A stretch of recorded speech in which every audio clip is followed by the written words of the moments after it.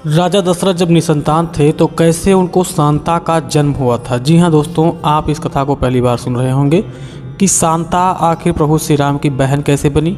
बल्कि रावण ने तो राजा दशरथ के वीर से किसी भी पुत्र को ना होने का वरदान ब्रह्मा जी से प्राप्त किया था। फिर कैसे शांता नाम की एक पुत्री का जन्म हुआ।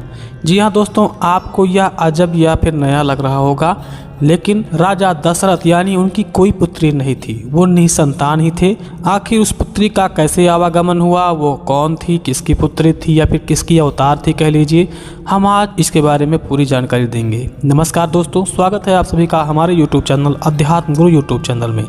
ये कथा उस समय की है जब राजा दशरथ के पिता महाराज आज वानप्रस्थ के लिए जंगल में तपस्या करने चले गए। इसके बाद सारा राज का कार्यभार राजा दशरथ जी के सिर पर आ गया। वो उस समय पहले युवराज थे, लेकिन अपने पिता के वन को जाने के बाद वो राजा बना दिए गए। मित्रों, उन्हीं के राज में एक मणिक यानी व्यापारी रहता था जिसका नाम था शांतनु और उसकी पत्नी का नाम था ज्ञानमती। शांतनु गृहस्थ जीवन में एक वणिक व्यापारी थे, परंतु उनके कोई संतान नहीं थी। उन्होंने कई प्रकार के छोटे बड़े यज्ञ करके प्रभु की आराधना की थी, किंतु उनको सफलता नहीं मिली।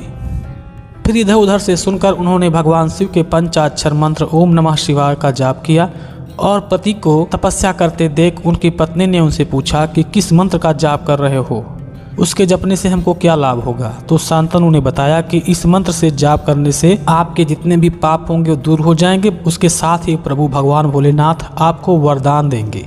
ये ऐसा वरदान अपने बगल के रतन नाम के एक व्यापारी को मिल गया है। उसने ही मेरे दुकान पर आकर सारी बातें मुझे बताई थी, अतः मैं भी उसी मंत्र का जाप कर रहा हूँ। ज्ञानमती ने कहा कि स्वामी, वह मंत्र मुझे बतला दीजिए ताकि मैं भी जाप करूँगी, और मेरी इच्छा है कि कोई विदुषी बेटी बड़े बड़े ऋषियों से ज़्यादा ज्ञानवती हो, वो मुझे प्राप्त हो जाए। शांतनु ने उस मंत्र को अपनी पत्नी को बताया, जिससे ही बगल में ही आसन जमा कर वह भी बैठ गई और उसने भगवान शिव के पंचाक्षर मंत्र जाप को करना शुरू कर दिया। तपस्या का प्रभाव बढ़ता गया और वह दोनों निराहार होकर तपस्या करने लगे। उनके मंत्रों के उच्चारण से वायुमंडल गुंजायमान होने लगा, किंतु उनकी तपस्या का फल उनको नहीं मिल पा रहा था। यह दृश्य देखकर नारद मुनि को उन पर दया आ गई और उन्होंने भगवान शिव के यहाँ पर जाकर अलख जगाई। इसके साथ ही कैलाश पर्वत पर जाकर उस दोनों व्यापारी के संबंध में उन्होंने चर्चा शुरू कर दी। जब चर्चा को सुना तो भगवान भोलेनाथ ने कहा कि उनकी तपस्या अब सफल होने वाली है और मैं जाकर उनको वरदान दूंगा। इसके बाद भगवान शिव वहां पर वरदान देने के लिए सामने आए तो उन दोनों व्यापारियों ने यानी व्यापारी की पत्नी और व्यापारी ने एक अच्छा सा पुत्र मांगा। व्यापारी ने पुत्र मांगा और उसकी पत्नी ने मांगा कि मुझे एक सुपुत्री चाहिए जो ज्ञानवान में सबसे ज़्यादा धीर गंभीर हो, उसके जैसी कोई विदुषी कन्या दूसरी न हो धरती पर। और शांतनु ने मांगा कि मुझे एक ऐसा पुत्र दीजिए जो सुपुत्र हो।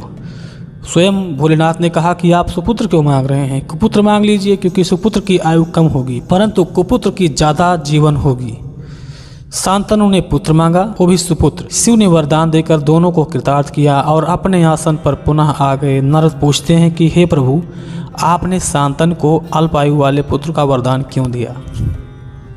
भगवान भोलेनाथ ने कहा, हे नारद, यह वेदों में वर्णित है कि उसके गोपनीय और शांतनु पुरातन भेद सुनो।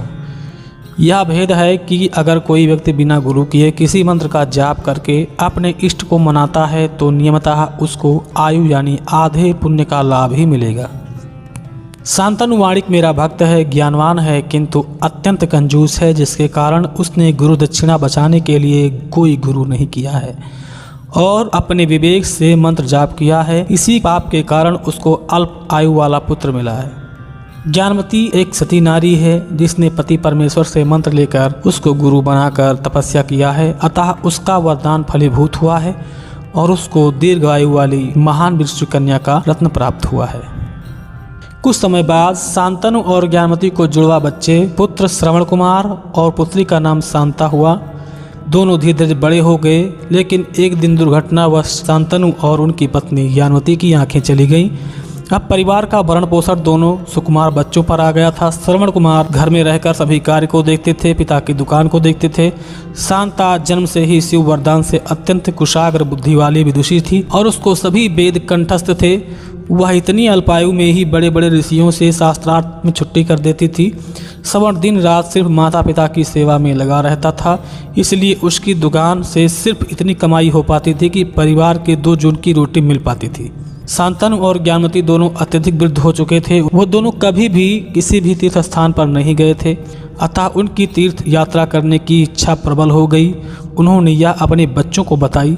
श्रवण कुमार अपनी बहन शांता से बोला कि आप दुकान संभालो, मैं इनको तीर्थ यात्रा करवाता हूँ। उसने माता पिता के लिए खुद एक कांवर बनाई, जिसमें एक तरफ पिता और एक तरफ माता को बैठाकर चल पड़ा। वह चक्र तीर्थ, मिश्रित तीर्थ, नीलकंठ, हरिद्वार, बद्री, केदारनाथ आदि तीर्थों के दर्शन कराते हुए जब अंतिम तीर्थ प्रयागराज जा रहा था, रास्ते में रात हो जाने के कारण वह अयोध्या के पास जंगल में ठहर गए। उस समय राजा दशरथ के दरबार में कुछ प्रजाजन प्रार्थना लेकर आए थे कि एक नरभक्षी बाघ है जो रात में आता है और रोज किसी न किसी मनुष्य को खा जाता है। अतः राजन स्वयं रात में उस नरभक्षी बाघ को मारने के लिए सरयू नदी से दूर थोड़ी ही जंगलों में छुपे हुए थे। श्रवण कुमार के पिता को प्यास लगी थी, अतः श्रवण कुमार घड़ा लेकर सरयू नदी में पानी भरने के लिए गए थे। उनके घड़े की गुड़गुड़ की आवाज़ सुनकर राजा के साथ छिपे हुए लोगों ने बोला कि देखो, बाघ पानी पी रहा है और आवाज़ कर रहा है। उनके द्वारा इतने विश्वास से कहे जाने की वजह से राजा दशरथ ने उनके वचनों को मान लिया। बिना देखे उन्होंने शब्दभेदी बाण चला दिया, जो पानी में भर रहे श्रवण कुमार की छाती से जाकर लग गया।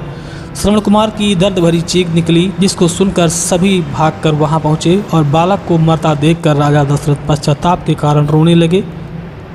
परंतु अनजाने में से ही सही उनके हाथों से बहुत बड़ी हत्या हो चुकी थी। राजा ने श्रवण कुमार से उनकी अंतिम इच्छा पूछी तो उसने कहा, मेरे पिता को पानी पिला दो। इतना बोलकर वो मृत्यु को प्राप्त हो गया। अब राजा दशरथ ने पानी भरा और घड़ा लेकर वहां गए जहां श्रवण कुमार के माता पिता बैठे थे। उनको पानी पीने का विनय किया, किंतु उन्होंने जिद करके श्रवण कुमार के बारे में पूछा। तब मजबूरन राजा दशरथ ने उनको सारी घटना बताई, जिसको सुनते ही शांतनु क्रोध में भरकर आंखें लाल हो गए और उन्होंने श्राप दे दिया और कहा, जैसे मैं पुत्र के वियोग में पुत्र की इच्छा से तड़प तड़प कर मर रहा हूँ, वैसे तुम भी पुत्र के वियोग में तड़प तड़प कर मर जाओगे। ऐसा कहकर उन्होंने अपने शरीर का त्याग कर दिया। शांतनु की पुत्र वियोग में मृत्यु के पश्चात सम्राट दशरथ पश्चाताप से रोने लगे। ज्ञानमती से दुख को दंड देने की याचना करते हैं तो माता ज्ञानमती बोली, वह सुनने योग्य है। माता ज्ञानमती बोली कि किसी अनजाने द्वारा पाप किए गए पश्चाताप करना ही एक बड़ा दंड माना जाता है। पुत्र मोह के वशीभूत मेरे पति ने आपको श्राप दिया है, हे राजन, उसे क्षमा कर दीजिए, क्योंकि राजा तो साक्षात भगवान प्रतिनिधि होता है। उस ईश्वर के प्रतिनिधि राजा को कठोर वचन साफ देकर जो मेरे पति ने गलती की है उसके लिए मैं आपसे क्षमा मांगती हूँ। हे राजन, आप तो महापुरुष, महादयालु, महात्मा हैं। अब आप दया करके मेरी विदुषी पुत्री शांता को अपनी पुत्री की तरह स्वीकार कीजिए। दशरथ के बहुत अनुनय विनय के बावजूद ज्ञानमती ने दशरथ जी से 2 चिताओं की व्यवस्था कराई, जिसमें से एक में पुत्र श्रवण कुमार को और दूसरी में शांतनु के शरीर के साथ ज्ञानमती सती हो गई। अब दशरथ शांतनु के घर पहुंचे और शांता को सारी घटना बताकर पश्चाताप में रोते हुए शांता के पास गए। शांता बहुत समझदार थी। उसने राजा दशरथ की तुरंत बात सुनकर उन्हें क्षमा कर दिया और उनके साथ अयोध्या आ गई। दशरथ को कोई संतान नहीं थी, अतः शांता को उन्होंने अपनी बेटी बना लिया। उसकी शिक्षा दीक्षा का प्रबंध किया। गुरु वशिष्ठ से उसने शिक्षा प्राप्त की और उस समय की महान विश्वविख्यात हुई। अयोध्या में दशरथ जी के दरबार में लगभग प्रतिदिन शास्त्रार्थ होता था, जिसमें कोई भी ऋषि शांता को हरा नहीं पाया। तो दोस्तों, ये थी शांता के बारे में कथा जो मैंने आज आपके सामने प्रस्तुत की है। इसमें शांता राजा दशरथ की पुत्री न होकर श्रवण कुमार की बहन थी, लेकिन लोगों ने राजा दशरथ की पुत्री का नाम दे दिया और वो बता दिया कि वो कौशल्या के गर्भ से जन्मी थी। ऐसा कुछ भी नहीं था। जो सच्ची कथा है वो आपके सामने मैंने प्रस्तुत की है।